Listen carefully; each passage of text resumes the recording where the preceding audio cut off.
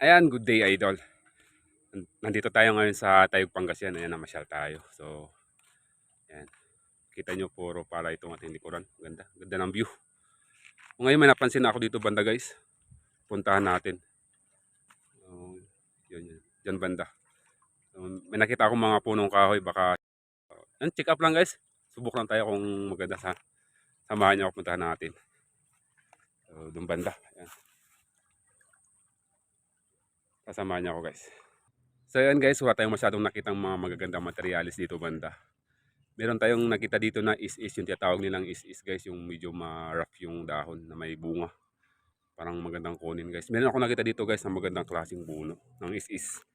Kaso lang guys, ayan, may bantay. So, alangan natin siyang makuha.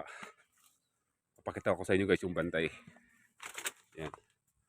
Grabe, napakaganda yung dahon nito guys. So, ito yung is na tinatawag nila. Kaso, nakita ko yung ano, may bantay.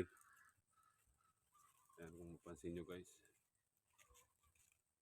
Ang dami, nakakatakot.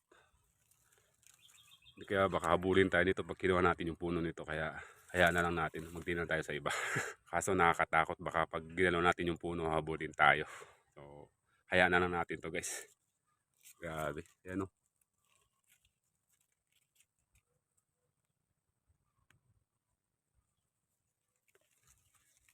Ano kang klaseng honeybee yan guys, no? Kaya na baka habulin tayo.